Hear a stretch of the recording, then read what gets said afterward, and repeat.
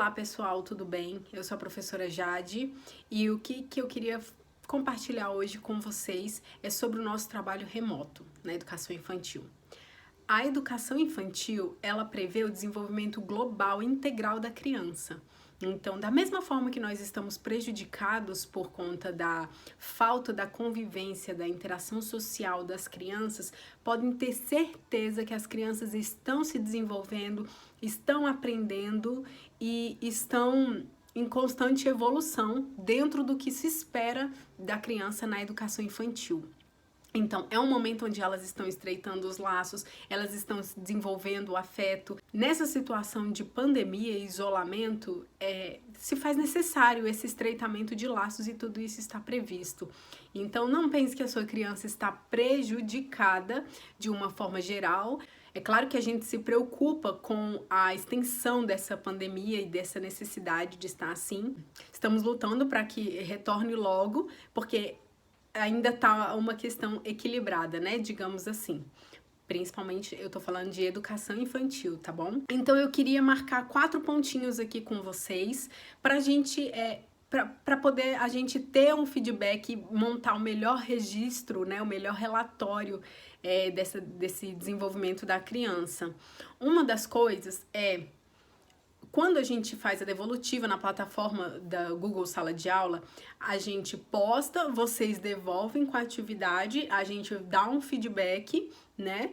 E aí vocês recebem. Acho que é muito importante que vocês reforcem esse feedback que a gente dá. Normalmente a gente coloca alguma pergunta, normalmente a gente faz um comentário da atividade, a gente coloca os pontos que observamos, né? A gente propõe uma nova forma, a gente pergunta, né? A gente nota ali na convivência com as atividades ali da criança que teve alguma atividade que ficou muito diferente, a gente vai comentar sobre isso, tá?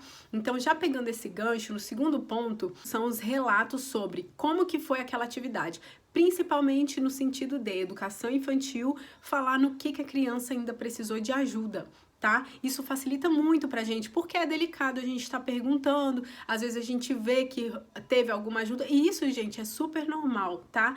Em casa, na sala de aula, eu sou mãe, eu sei como é.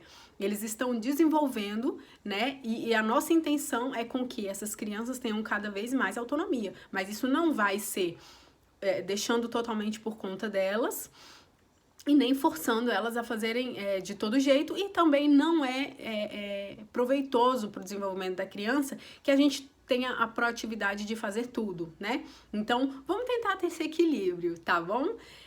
Como pais, mães, responsáveis, tutores, enfim. Eu sei que a gente tem que ter um pouco dessa sensibilidade, deixar a criança ir o mais longe que ela conseguir, estimulando e reforçando sempre os pontos positivos, né?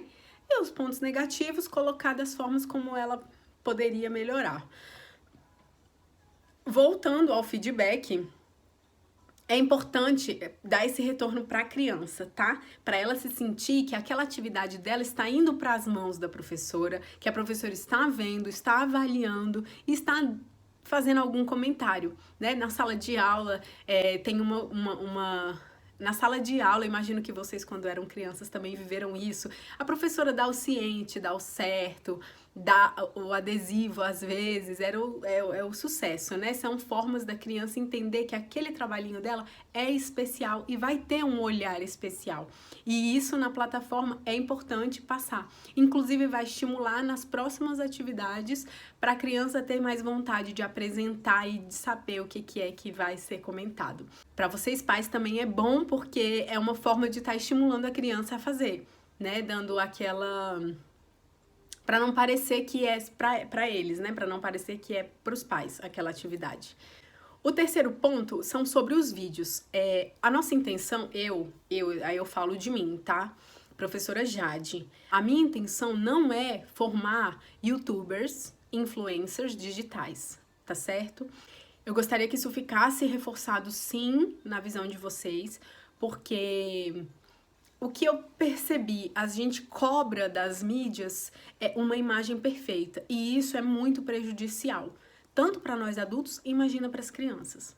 Então, eu não tô avaliando a desenvoltura. Claro que isso é avaliado, faz parte. Tem crianças que têm maior afinidade com esse tipo de inteligência, ou seja, é uma pessoa mais comunicativa, é uma pessoa que vai ter uma desenvoltura, é uma pessoa que tem uma oratória boa, e isso tudo é avaliado, mas isso é natural. Quando a gente, não, deixa eu gravar para mostrar pra professora, fala assim, não fala, fala assado. Gente, o nosso papel dentro de sala de aula é estar em contato com o mais natural possível da criança. Então, o que eu recomendo? Que na hora de gravar as atividades, se vocês puderem deixar o celular escondido, no momento que faz as perguntas ali, que a gente coloca as perguntas motivadoras, estimuladoras, para saber até onde, o que a criança está entendendo, poder coletar dela as observações da criança. Então, como professor, é muito importante para o nosso trabalho, para a nossa avaliação, saber onde que estão essas crianças, tá bom? Então, não se cobrem de estar um cenário perfeito. É claro, né, gente? Ética e bom senso. Não vai colocar a criança lá de cueca nas imagens, tá bom?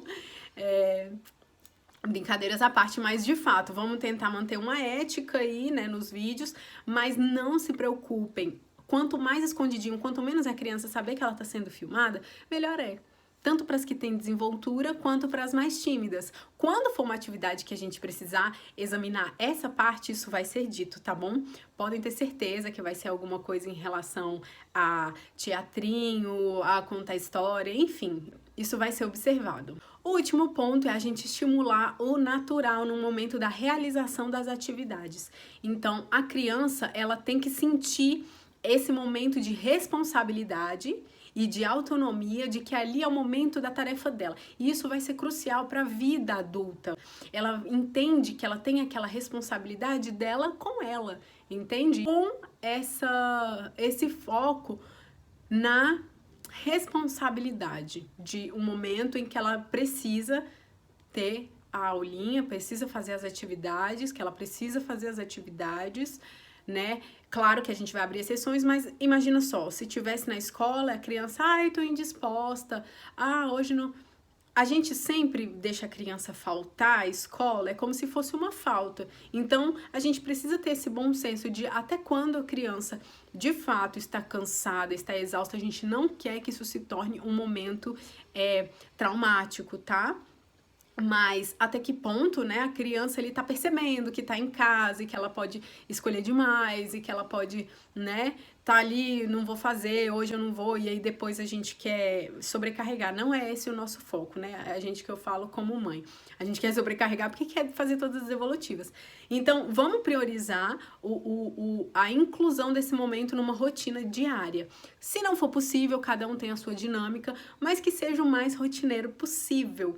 Eles gostam de se sentir responsáveis, eles gostam de sentir que eles têm ali uma obrigação, sim, e isso tudo faz parte. Tá joia? Eu espero que vocês entendam, compreendam. Qualquer dúvida, eu tô aqui.